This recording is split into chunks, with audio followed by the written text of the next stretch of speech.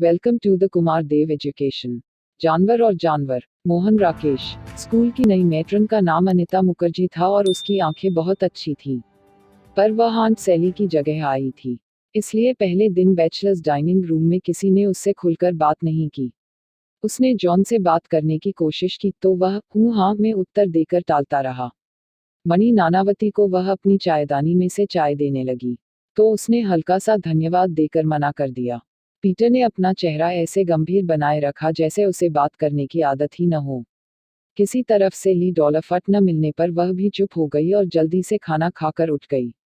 अब मेरी समझ में आ रहा है कि पादरी ने सैली को क्यों निकाल दिया। वह चली गई तो जॉन ने अपनी भूरी आंखें पीटर के चेहरे पर स्थिर किए हुए कहा।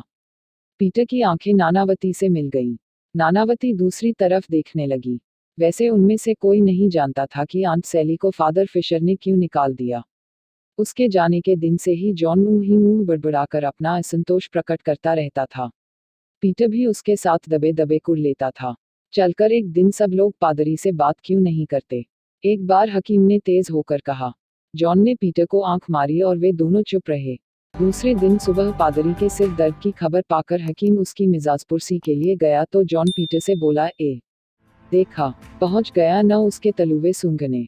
Son of a gun. हमें उल्लू बनाता था। उद्धरण चिन्ह। आंट सैली के चले जाने से बैचलर्स डाइनिंग रूम का वातावरण बहुत रूखा सा हो गया। आंट सैल के रहते वहां के वातावरण में बहुत घरेलूपन सा रहता था। सर्दी में तो खास तौर से आंटी के बीच आ बैठने से वह कमरा एक परिवार का भरा पूरा घर सा बन जाता था। वह अपनी कमर पर हाथ रखे बाहर से ही मजाक करती आती। पीटर के लिए आज मगज का शोरबा बना है, या वह मेरा ही मगज खाएगा, या उद्धरण चिन्ह डॉट डॉट डॉट।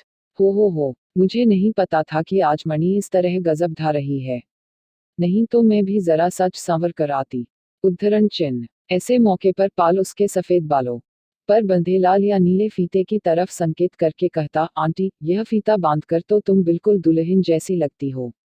अच्छा, दुल्हन जैसी लगती हूँ तो कौन करेगा मुझसे शादी।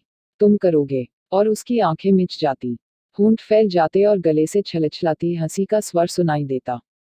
एक बार पीटर ने कहा, आंटी पाल कह रहा था कि वह आजकल में तुमसे ब्याह का प्रस्ताव करने वाला है। उद्धरण चिन्ह। आंटी ने चेहरा जरा तिरछा करके आंखें पीटर के चेहरे पर स्थिर किए हुए उत्तर दिया, तो मुझे और क्या चाहिए। मुझे एक साथ पति भी मिल जाएगा और बेटा भी। उद्धरण चिन्ह। फिर वही हंसी, जैसे बहते पानी के वेग में छोटे छोटे पत्थर फिसलते चले जाएं। आंट सैली के ले जाने से अकेले लोगों का वह परिवार काफी उखड़ गया था। कुछ दिन पहले इसी तरह मीराशी चला गया था। उसके बाद पाल की छुट्टी कर दी गई थी। मीराशी तो खैर बिगड़ैल आदमी था, मगर पाल को बैचलर्स डाइनिंग रूम के बैचलर्स, जिनमें 2 स्त्रियां भी सम्मिलित थीं, बहुत चाहते थे। हालांकि जॉन को पाल का अंग्रेजी फिल्मों के बटलर की तरह अकड़ कर चलना पसंद नहीं था और उन दोनों में प्रायः आपस में झड़प हो जाती थी, फिर भी उसकी पीछे वह उसकी तारीफ ही करता था। जिस दिन पाल गया उस दिन जॉन खिड़की के पास बैठा सिर हिलाकर पीटर से कहता रहा, अच्छा हुआ जो यह लड़का यहाँ से चला गया। अभी तो यह बाहर जाकर कुछ बन भी जाएगा, वरना यहाँ रहकर इसका क्या बनना था। तुम भी जवान आदमी हो, तुम यहाँ किस लिए पड़े हो। और पीटर घड़ी को चाबी देता हुआ चुपचाप दीवार की तरफ देखता रहा। पाल और मीराशी के निकाले जाने की वजह का तो खैर सबको पता था। मीराशी का अपराध बिल्कुल सीधा था। उसने फादर फिशर के माली को पीट दिया था। पाल का अपराध दूसरी तरह का था। उसने आवारा नस्ल का एक हिंदुस्तानी कुत्ता पाल लिया था जिसे वह हर समय अपने साथ रखता था। हालांकि कुत्ते में कोई खासियत नहीं थी, बहुत सादा सी सूरत, फीका बादामी रंग और लंबूतरा सा उसका कद था। फिर भी क्योंकि पाल ने उसे पाल लिया था इसलिए वह उसे बहुत लाड़ से रखता था। उसका नाम उसने बेबी रख रखा था और कई बार उसे गल में लिए खाना खाने आ जाता था। जल्दी ही बेबी बैचलर्स डाइनिंग रूम में खाना खाने वाले सब लोगों का बेबी बन गया, एक मणि नानावती को छोकर जो उसकी सूरत देखते ही घबरा जाती थी। घबराहट में उसके चेहरे का रंग रख हो जाता और उसका नाटा छरहरा शरीर काबू में न रहता।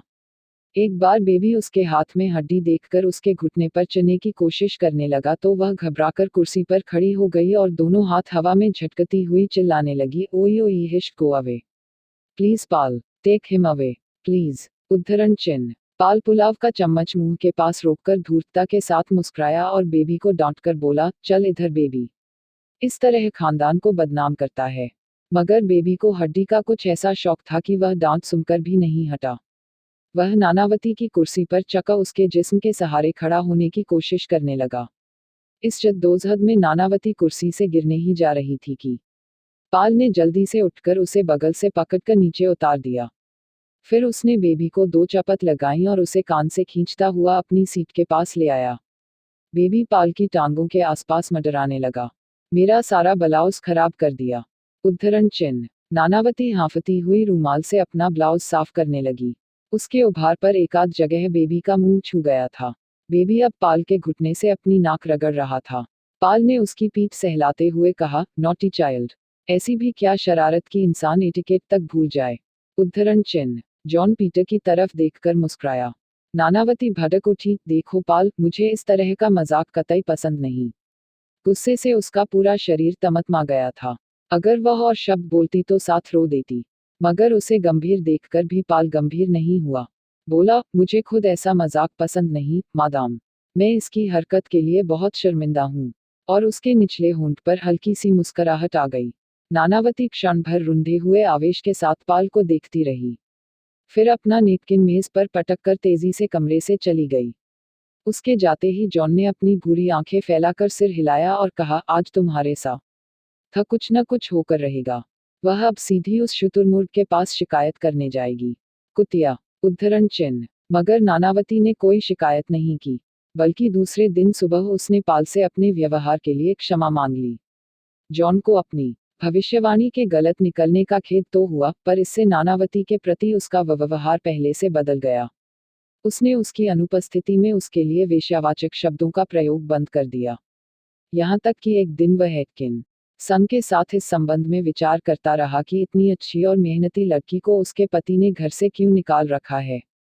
नानावती ने भी उसके बाद बेबी को देखते ही ओई ओई हिश करना बंद कर दिया। गाहे बगाहे वह होश देखकर मुस्करा भी देती। एक बार तो उसने बेबी की पीठ पर हाथ भी फेर दिया, हालांकि ऐसा करते हुए वह सिर से पांव तक सिहर गई। बैचलर्स डाइनिंग रूम में पाल के जोर जोर के कहकहे रात को दूर तक सुनाई देते। बेबी को लेकर नानावती से तरह तरह के मजाक किए जाते। मजाक सुनकर जॉन की भूरी आंखों में चमक आ जाती और वह सिर हिलाता हुआ मुस्कराता रहता। मगर एक दिन सुबह बैचलर्स डाइनिंग रूम में सुना गया कि रात को फादर फिशर ने बेबी को गोली मार दी है। जॉन अपनी चुंधियाई आंखों को मेज पर स्थिर किए चुपचाप ऑमलेट खाता रहा। नानावती का छुरी वाला हाथ जरा जरा कांपने लगा। एक बार सहमी नजर से जॉन और पीटर को देखकर वह अपनी नजरें प्लेट पर अड़ाए रही। पीटर स्लाइस का टुकड़ा काटने में इस तरह व्यस्त हो रहा जैसे बहुत महत्वपूर्ण काम कर रहा हो। पाल अभी नहीं आया, जॉन ने किरपू से पूछा। किरपू ने नमकदानी पीटर के पास से हटाकर जॉन के सामने रख दी। नहीं। उद्धरण चिन्ह। वह आ जाएगा ही। जॉन ने ऑमलेट का बड़ा सा टुकड़ा काटकर मुंह में भर लिया। बेज़बान जानवर को इस तरह मारने से मैं कहता हूँ, ऑमलेट जॉन के गले में अटक गया। किरपू टनी की बोतल रखने के बहाने जॉन के कान के पास फुसफुसाया, पादरी आ रहा है। उद्धरण चिन्ह। सबकी नजरें प्लेटों पर जम गईं। पादरी लबादा पहने, बाइबल लिए, गिरजे की तरफ जा रहा था। वह खिड़की के पास से गुजरा तो तीनों अपनी अपनी कुर्सी से आधा आधा उठ गए। Good morning father. उद्धरण चिन्ह। Good morning my sons. उद्धरण चिन्ह। आज अच्छा सुहाना दिन है। उद्धरण चिन्ह। परमात्मा का शुक्र करना चाहिए। पादरी खट्टी की बाढ़ से आगे निकल गया। तो जॉन बोला, यह अपने को पादरी कहता है। सवेरे परमात्मा से संसार भर का चरित्र सुधारने के लिए प्रार्थना करेगा और रात को हरामजादा। उद्धरण चिन्ह। नानावती सिहर गई। ऐसी गाली नहीं देनी चाहिए, वह दबे हुए और शंकित स्वर में बोली। तुम इसे गाली कहती हो? जॉन आवेश के साथ बोला, मैं कहता हूँ इसमें जरा भी गाली नहीं है। तुम्हें इसकी करतूतों का पता नहीं है। यह पादरी है। नानावती का चेहरा फीका पड़ गया।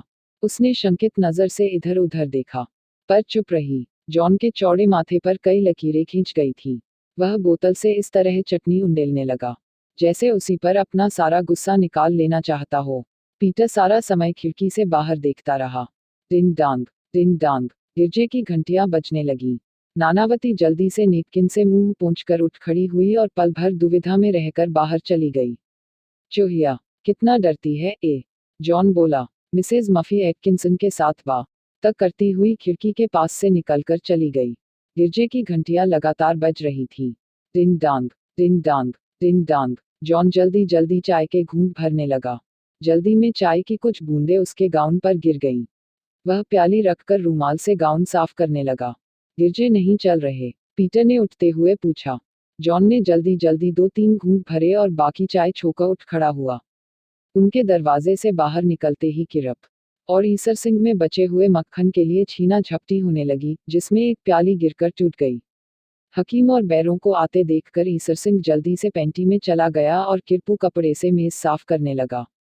हकीम कंधे झुकाकर चलता हुआ बैरों को रात की घटना सुना रहा था।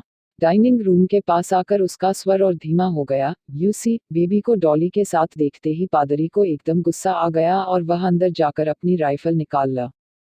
एक ही फायर में उसने उसे चित कर दिया। डॉली कुछ देर बिटर बिटर पादरी को देखती रही, फिर बाड़ के पीछे भाग गई। बाद में सुना है पादरी ने उसे गर्म पानी से नहलवाया और डॉक्टर को बुलाकर उसे इंजेक्शन भी लगवाए। उद्धरण चिन्ह। कहाँ पादरी की बिस्कुट और सैंडविच खाकर पली हुई कुतिया और कहाँ बेचारा बेबी। बेरो मुस्कुराया, मगर उस बेचारे को क्या पता था। वे दोनों हंस दिए। बेबी को मालूम होता कि यह कुतिया कनाडा से आई है और इसकी कीमत 300 रुपया है, तो शायद वह। उद्धरण चिन्ह। और वे दोनों फिर हंस दिए। यह तो था कि कल पादरी ने देख लिया, पर इससे पहले अगर। उद्धरण चिन्ह। बेरो ने हकीम को आंख मारी। वह चुप कर गया। बाड़ के मोड़ के प सर जॉन और पीटर खड़े थे। पीटर अपने जूते का फीता फिर से बांध रहा था। Good morning Peter. उद्धरण चिन्ह। गुड मॉर्निंग बेरो। उद्धरण चिन्ह। आज बहुत चुस्त लग रहे हो। बाल आज ही कटाए हैं? नहीं, 2-3 दिन हो गए। उद्धरण चिन्ह। बहुत अच्छे कटे हैं। उद्धरण चिन्ह। शुक्रिया। उद्धरण चिन्ह। सहसा डिंग डांग की आवाज रुक गई। वे सब तेजी से गिरजे के अंदर चले गए। 15वां साम गाने के बाद प्रार्थना शुरू हुई।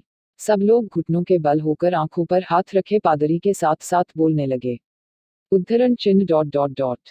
अवर father who art in heaven, hallowed be thy name, thy kingdom come, thy will be done in this world as in heaven. उद्धरण चिन्ह। बेरो ने प्रार्थना करते हुए बीच में अपनी बीवी के कान के पास फुसफुसा कर कहा, मेरी तुम्हारा पेटीकोट नीचे से दिखाई दे रहा है। मेरी एक हाथ आंखों पर रखे दूसरे हाथ से अपना स्कर्ट नीचे सरकाने लगी। उद्धरण चिन्ह dot dot dot. Now and for ever more आमीन। उद्धरण चिन्ह। गिरजे में उस दिन और उससे अगले दिन पाल का सीट खाली रही। इस बात को नोट हर एक ने किया, मगर किसी ने इस बारे में दूसरे से बात नहीं की। पाल ईसाई नहीं था, मगर फादर फिशर के आदेश के मुताबिक स्टाफ के हर आदमी का गिरजे में उपस्थित होना अनिवार्य था, जो ईसाई नहीं थे। उनका रोज आना और भी जरूरी था। पादरी गिरजे से निकलता हुआ उन लोगों की सीटों पर एक नज़र जरूर डाल लेता था। तीसरे दिन भी पाल अपनी सीट पर दिखाई नहीं दिया, तो पादरी गिरजे से निकलकर सीधा स्टाफ रूम में पहुंच गया। वहां पाल एक कोने में मेज के पास खड़ा कोई मैगजीन देख रहा था। पादरी पास पहुंच गया तो भी उसकी तनी हुई गर्दन में खम नहीं आया। गुड मॉर्निंग पादरी। वह क्षण भर के लिए आंख उठाकर फिर मैगजीन देखने लगा। तुम 3 दिन से गिरजे में नहीं आए? उत्तेजना में पादरी का हाथ पीठ के पीछे चला गया। वह बहुत कठिनाई से अपने स्वर को वश में रख पाया था। जी हाँ, मैं 3 दिन से नहीं आया। मैगजीन नीचे का रकेपाल ने गंभीर नजर से पादरी की तरफ देख लिया। मैं वजह जान सकता हूँ? वजह कुछ भी नहीं है। उद्धरण चिन्ह। पादरी ने उत्तेजना के मारे बाइबल को दोनों हाथों में भींच लिया और त्योरी को डालकर कहा, तुम जानते हो का जो अच्छा भला होकर भी सुबह गिरजे में नहीं आता उसे यहाँ रहने का अधिकार नहीं है। गुस्से के मारे पाल के जबड़ों के मांस में खिंचाव आ गया था। उसने मैगजीन मेज पर रखकर हाथ जेबों में डाल लिए और बिल्कुल सीध खड़ा हो गया। बड़ी खिड़की के पास जॉन नजर झुकाए बैठा था और 8-10 लोग नोटिस बोर्ड और चिट्ठियों वाले रैक के पास खड़े अपने को किसी न किसी तरह उदासीन जाहिर करने की कोशिश कर रहे थे। उनमें से किसी ने पाल के साथ आंख नहीं मिलाई। पाल का गला ऐसे कांप गया जैसे वह कोई बहुत सख्त बात कहने जा रहा हो। पादरी, हम गिरजे में जो प्रार्थना करते हैं उसका कोई मतलब भी होता है। एक लकीर दूर तक खींचती चली गई। पादरी का चेहरा गुस्से से स्याह हो गया।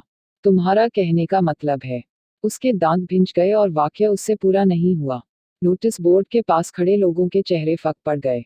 मेरा मतलब है पादरी, की रात को तो हम गरीब जानवरों को गोली मारते हैं और सुबह गिरजे में उनकी रक्षा के लिए ईश्वर से प्रार्थना करते हैं। इसका कुछ मतलब निकलता है। पादरी पल भर खून भरी आंखों से पाल को देखता रहा। उसकी सांस तेज हो गई थी। उद्धरण चिन्ह मतलब निकलता है और वह यह कि हर जानवर एक सा नहीं होता। जानवर और जानवर में फर्क होता है, उसने दांत भींचकर कहा और पास के दरवाजे से बाहर चला गया। हालांकि उसके घर का रास्ता दूसरे दरवाजे से था। 15वीं मिनट बाद स्कूल का क्लर्क आकर पाल को चिट्ठी दे गया कि उसे उस दिन से नौकरी से बर्खास्त कर दिया गया है।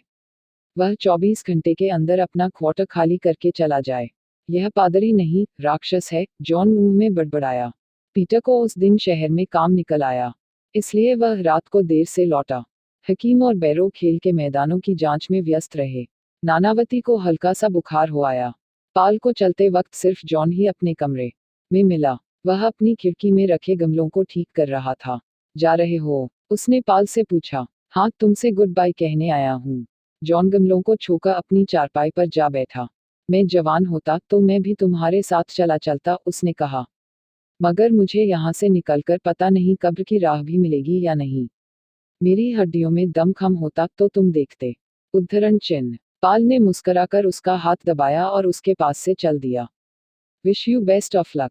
Thank you. पाल के चले जाने के बाद आंट सैली ने बैचलर्स डाइनिंग रूम में आना बंद कर दिया और कई दिन खाना अपने क्वार्टर में ही मंगवाती रही। जॉन और पीटर भी अलग अलग वक्त पर आते से बहुत कम उनमें मुलाकात हो पाती। नानावती अब पहले से भी सहमी हुई आती और जल्दी जल्दी खाना खाकर उठ जाती। फादर फिशर ने उसे पाल वाला क्वार्टर दे दिया था, इसलिए वह अपने को अपराधिनी सी महसूस करती थी। जॉन ने उसके बारे में अपनी राय फिर बदल ली थी, मगर धीरे धीरे स्थिति फिर पुरानी सतह पर आने लगी थी। बैचलर्स डाइनिंग रूम में फिर कहकहे और बहस मुबाहिसे सुनाई देने लगे थे जब एक रात सुना गया कि आंट सैली को भी नोटिस मिल गया है। सैली को? जॉन के होंठ खुले रह गए। किस बात पर? बात का पता नहीं है, पीटर सूप में चम्मच चलाता रहा। जॉन का चेहरा गंभीर हो गया। वह मक्खन की टिकिया खोलता हुआ बोला, मुझे लगता है कि इसके बाद अब मेरी बारी आएगी। मुझे पता है कि उसकी आंखों में कौन कौन खटकता है। सैली का कसूर यह था कि वह रोज उसकी हाजिरी नहीं देती थी और नहीं वह नानावती की तरफ देखकर चुप रह गया। पीटर कुछ कहने को हुआ, मगर बाहर से हकीम को आते देखकर चुपचाप नेपकिन से होंठ पोंछने लगा। हकीम के आने पर कई क्षण चुप्पी छाई रही। किरपू हकीम के सामने प्लेट और छुरी कांटे रख गया। तुम्हारे क्वार्टर में नए पर्दे बहुत अच्छे लगे हैं। जॉन हकीम से बोला। तुम्हें पसंद हैं? बहुत शुक्रिया। उद्धरण चिन्ह मेरा ख्याल है चॉप्स में नमक ज्यादा है। अच्छा, लेकिन पुडिंग अच्छा है। उद्धरण चिन्ह खाना खाकर जॉन और पीटर लॉन में टहलते रहे। आंट सैली के क्वार्टर को जाने वाले मोड़ के पास रुककर जॉन ने पूछा, सैली से मिलने चलोगे? चलो, उस हरामी ने हमें इस वक्त जाते देख लिया तो। उद्धरण चिन्ह तो कल सुबह न चलें? हाँ, इस वक्त देर भी हो गई है। बेचारी सैली। उद्धरण चिन्ह इस पादरी जैसा जालिम आदमी मैंने आज तक नहीं देखा। फौज में बड़े बड़े सख्त अफसर थे, मगर ऐसा आदमी कोई नहीं था। उद्धरण चिन्ह पीटर जंगले के पास घास पर बैठ गया। मुझे फिर से फौज की जिंदगी मिल जाए तो मैं एक दिन भी यहाँ न रहूं। उद्धरण चिन्ह घास पर बैठकर जॉन पीटर को अपनी फौज की जिंदगी के वही किस्से सुनाने लगा जो वह पहले भी कई बार सुना चुका था।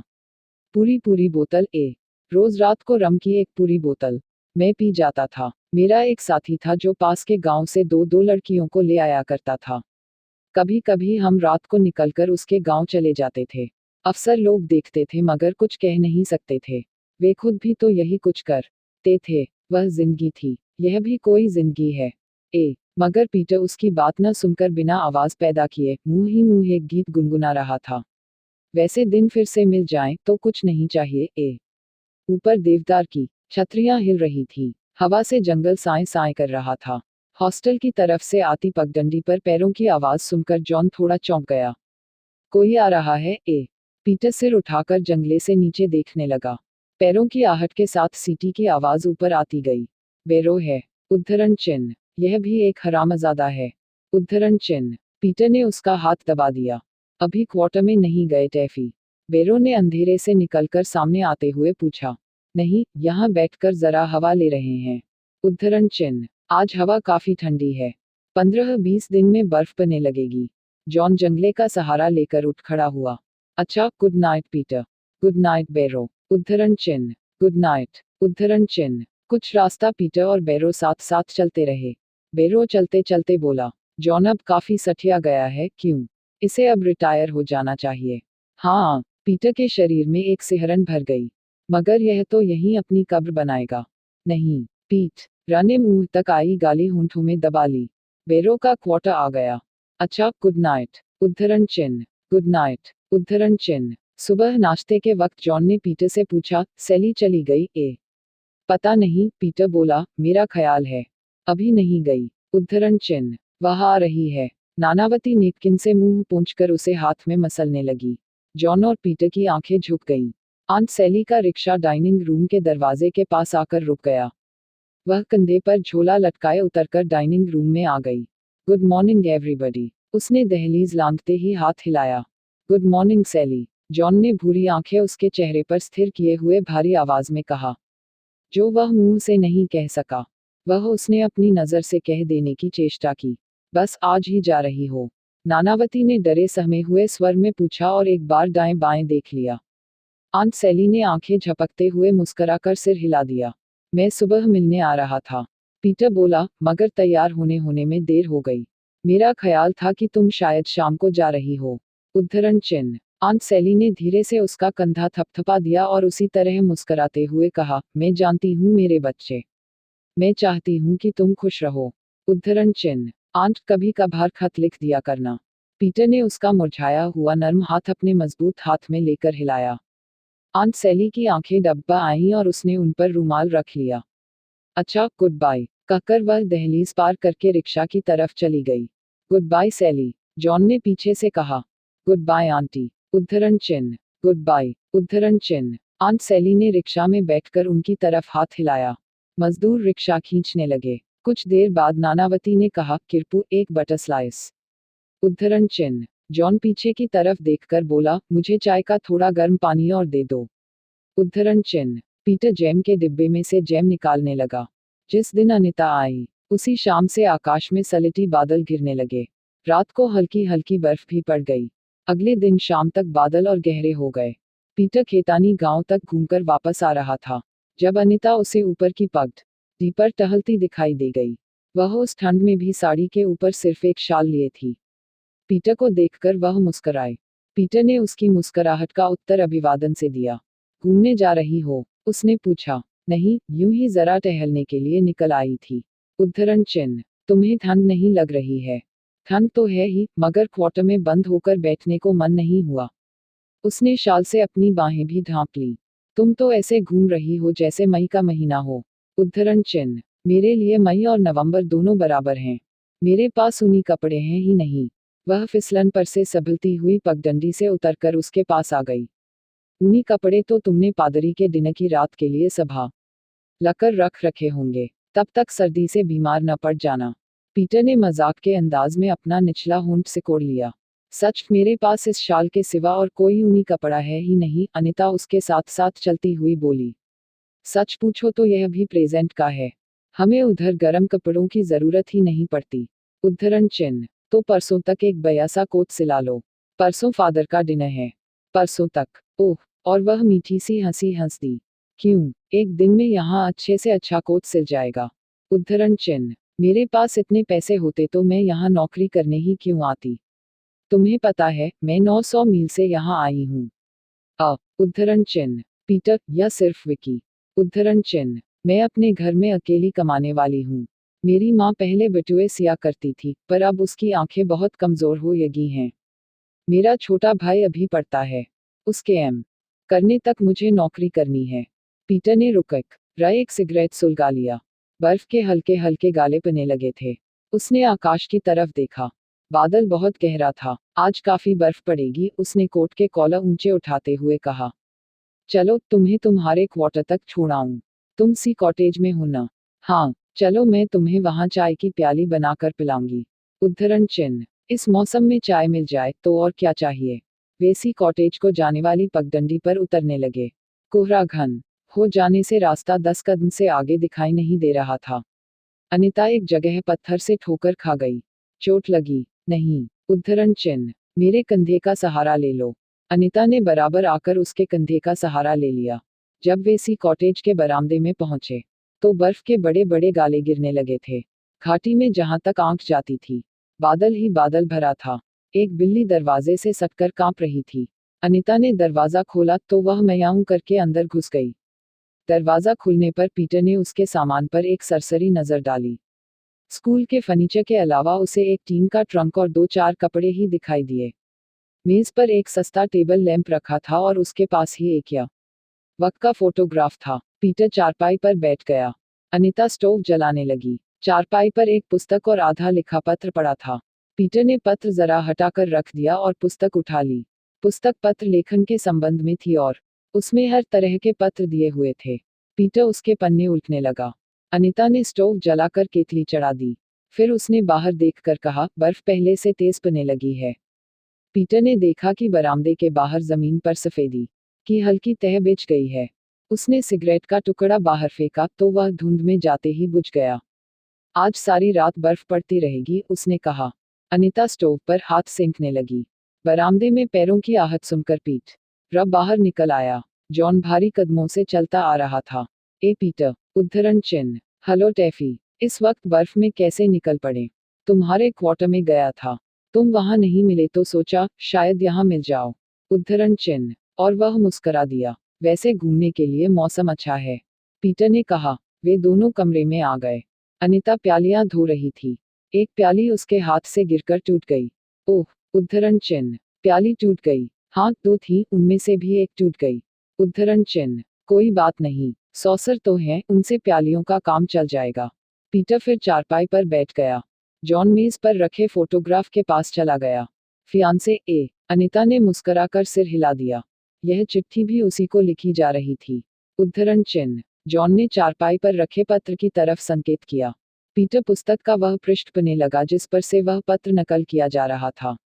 जॉन स्टोव के पास जा खड़ा हुआ और अनीता के शाल की तारीफ करने लगा।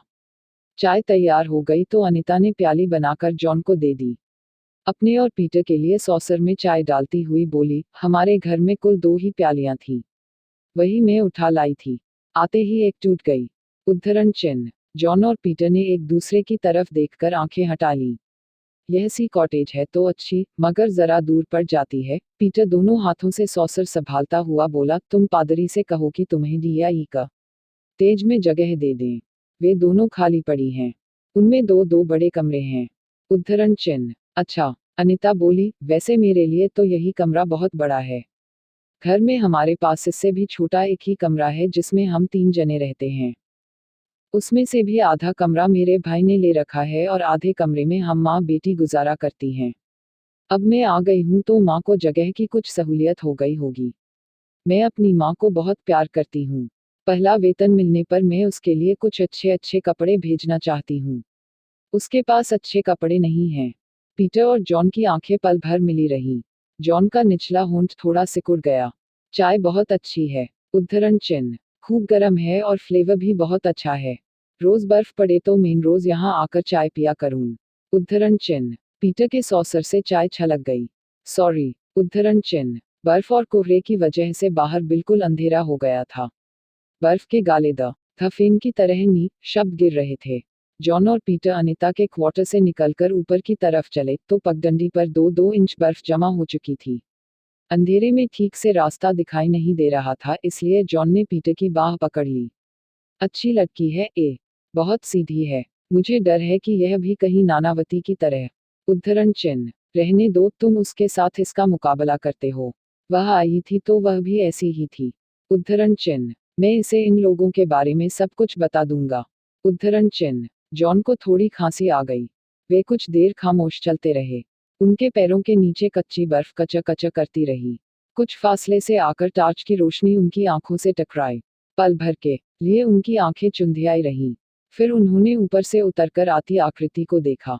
Good evening Barrow. उद्धरण चिन्ह। Good evening Taffy. किधर से घूमकर आ रहे हो? यूं ही बर्फ पड़ती देखकर थोड़ी दूर निकल गए थे। उद्धरण चिन्ह। बर्फ में घूमना सेहत के लिए अच्छा है। उद्धरण चिन्ह। पीटर ने जॉन की उंगली दबा दी। तुम भी सेहत बनाने निकले हो? इस बार जॉन ने पीटर की उंगली दबा दी। हाँ, मौसम अच्छा है, मैंने भी सोचा थोड़ा घूम लूं। उद्धरण चिन्ह। अच्छा, गुड नाइट। उद्धरण चिन्ह। Good night. उद्धरण चिन्ह। टार्च की रोशनी काफी नीचे पहुंच गई। तो जॉन पैर से रास्ता टटोलता हुआ बोला, यह पादरी का खुफिया है, खुफिया। मैं इस हरामी की रग रग पहचानता हूँ। पीटर खामोश चलता रहा। सुबह जिस समय पीटर की आंख खुली, उसने देखा कि वह जॉन के क्वार्टर में एक आराम कुर्सी पर पड़ा है, वहीं उस पर 2 कंबल डाल दिए गए हैं। सामने रम की खाली बोतल रखी है। वह उठा तो उसकी गर्दन दर्द कर रही थी। उसने खिड़की के पास आकर देखा कि जॉन चाय का फ्लास्क लिए डाइनिंग रूम की तरफ से आ रहा है। वह ठंडी सलाखों को पकड़े दूर तक फैली बर्फ को देखता रहा। जॉन कमरे में आ गया और भारी कदमों से डॉलर अख्ते पर आवाज करता हुआ पीटर के पास आ खड़ा हुआ।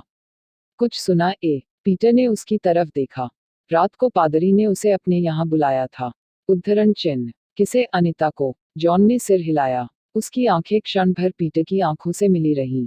पीटर गंभीर होकर दीवार की तरफ देखने लगा। टैफी, मैं उससे कहूंगा कि वह यहाँ से नौकरी छोड़कर चली जाए। उसे पता नहीं है कि यहाँ वह किन जानवरों के बीच आ गई है। उद्धरण चिन्ह। जॉन फ्लास्क से प्यालियों में चाय उंडेलने लगा।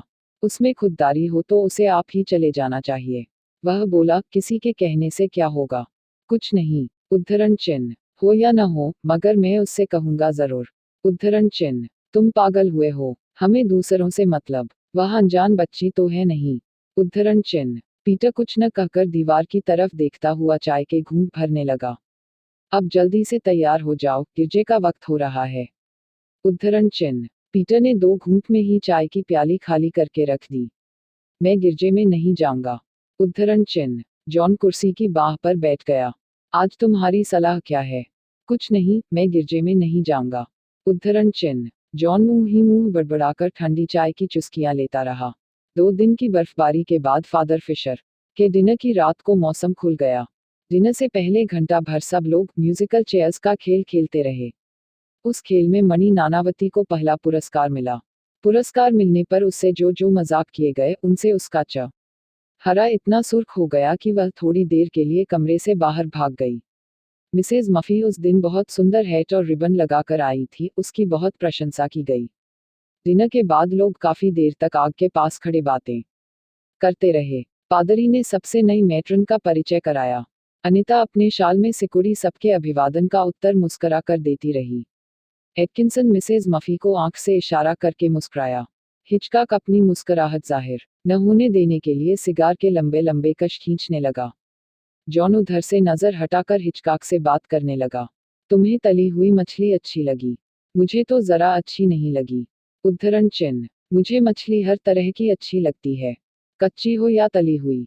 हाँ, मछली हो। उद्धरण चिन्ह। जॉन ने मुंह बिचकाया। रम की बोतल साथ हो तो भी तुम्हें अच्छी नहीं लगती। जॉन दांत खोलकर मुस्कुराया और सिर हिलाने लगा। मजलिस बर्खास्त होने पर जब सब लोग बाहर न कले तो हिचकॉक ने धीमे स्वर में जॉन से पूछा, क्या बात है, आज पीटर दिखाई नहीं दिया?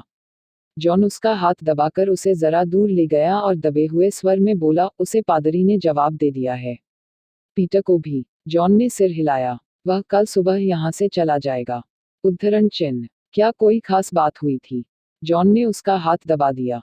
पादरी और बैरो के साथ साथ अनिता सिर झुकाए शाल में छिपी सिमटी बरामदे से निकलकर चली गई।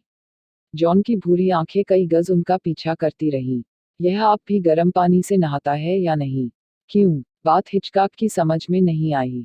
इसने डाली को गर्म पानी से नहलाया था न? हिचकॉक हो करके हंस दिया। बरामदे में से गुजरते हुए हकीम ने आवाज दी, खूब कहकहे लग रहे हैं। मैं तली हुई मछली हजम कर रहा हूँ, हिचकॉक ने उत्तर दिया और ऊंची आवाज में जॉन को बतलाने लगा कि बगैर कांटे की मांसेर मछली कितनी ताकतवर होती है।